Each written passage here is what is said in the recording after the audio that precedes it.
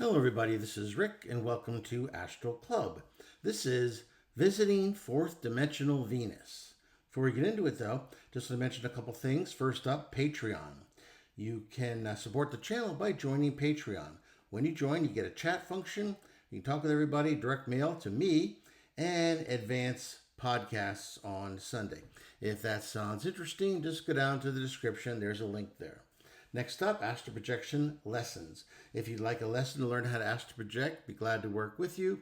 Work with folks now all over the world, had some great success. If that sounds interesting, just go to the description section and you'll see an email there. Ask for more information.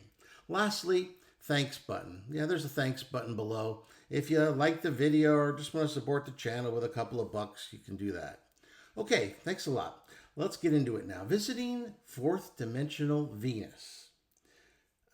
I left my body and soared into the star-filled sky. I love doing that. It is so beautiful. There's such freedom. I can't even explain to you just the thrills and the energy and the joy that just soaks into my being when I do that. I was looking for the bright morning star Venus. It's shining like a celestial beacon. You can't miss it in the sky. I willed myself to the planet in the fourth dimension. I instantly began rocketing outward past the moon and straight for the yellow-white star of Venus. Of course, as I always do when I take space trips or long time jumps, I blacked out. When I arrived, I found myself standing on a beach of translucent crystal sand. The air glowed in soft rose gold light, thicker than Earth's. But I imagine if I had needed to do so, I imagine I could actually breathe that air. It was so beautiful and so pure. The sky overhead really wasn't a sky at all. It was a dome of liquid light shot throughout with an aurora like ribbons of green and silver.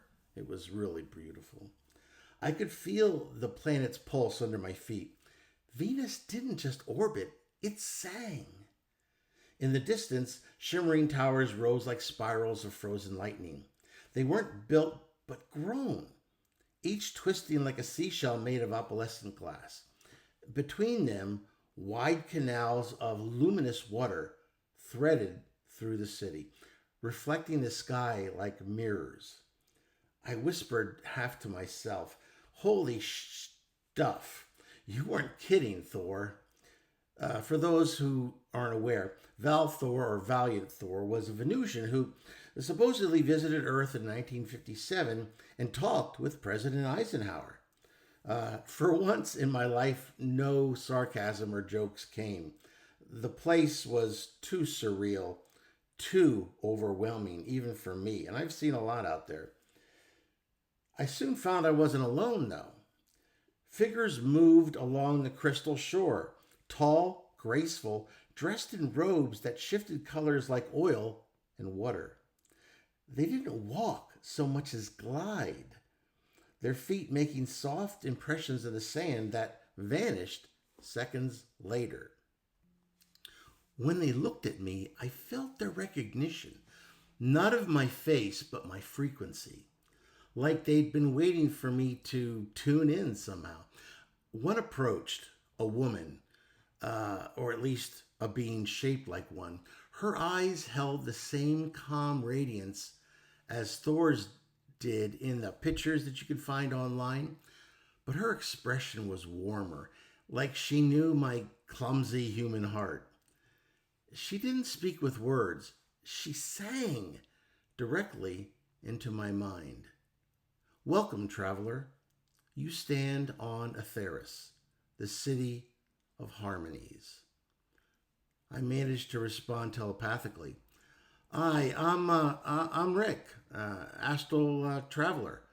The words of Thor sent me." Her smile deepened. "Valiant Thor, he walks among your people still. You have touched his vibration. Now you see ours." She guided me up a spiral bridge of light into one of the towers. Inside, there were no walls, just flowing patterns of energy forming open rooms. Objects appeared when needed: seats, tables, tools, emerging from the walls like memory given shape. Music filled the space, not played, but woven into the air. Harmonies that shifted as people entered or left. My very heartbeat, if I, because I could still, it's interesting. If you pay a little bit of attention to your astral cord, you'll realize that there is signals going back and forth. If you concentrate to an extent, you can actually detect your own heartbeat in your physical body. The trick is, though, and this is very dangerous to do for new people, the trick is not to become too interested in that process. Because if you become too interested in the physical, guess what's going to happen? You're going to get pulled back into your physical body.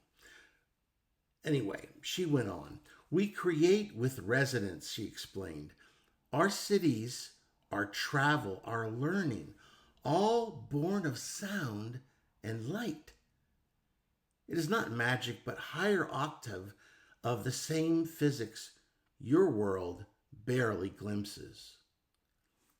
I couldn't help myself. I thought of Earth, of our smog-choked cities, clashing frequencies of anger, news cycles, spinning rage.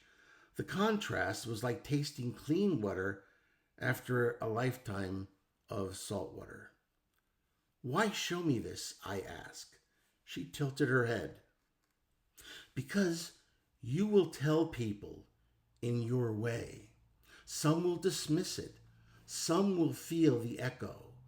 Each echo plants a seed. Before I left, she brought me to a wide plaza in the center of a terrace.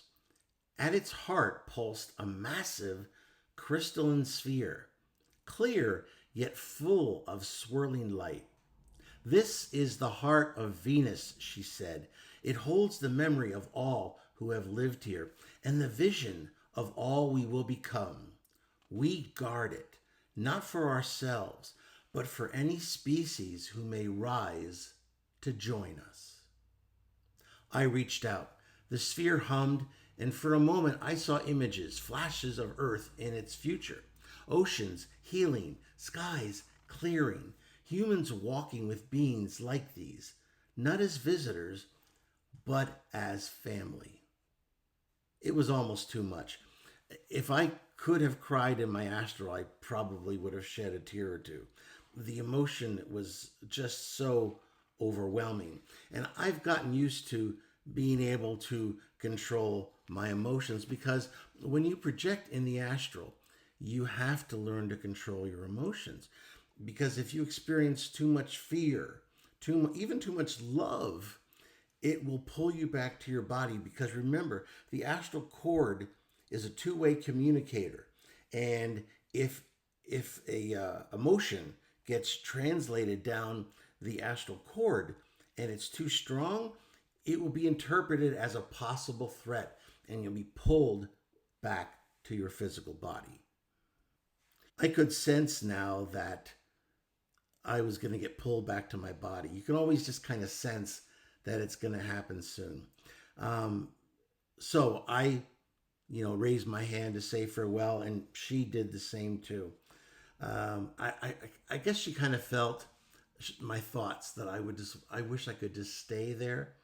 But she immediately thought back to me. You cannot remain yet. Your mission on Earth is not complete. But you have touched this world, and that is enough. The city blurred, the sky folded inward, and suddenly I was back in my body, gasping as though I'd run a marathon. My home was dark except for faint pre-dawn glow through the curtains. The hum was gone, but the resonance remained in my bones.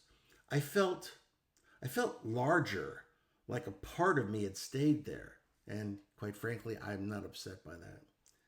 I recorded my experience into my phone before falling back against the pillow. My last words showed my awestruck poetic state of mind. Venus is real, not as a planet, but as a possibility. And we're all headed there, if we can remember how to sing. If you like that, please hit the like button, share it with those of like minds. Subscribe if you haven't already, and 87% of you already have. And please, comments, questions. Would you like to visit Venus? Uh, if so, what questions would you have asked? Let me know. And thanks again for being on Astral Club and being a member of Astral Club. This is Rick, and I will see you on the astral plane.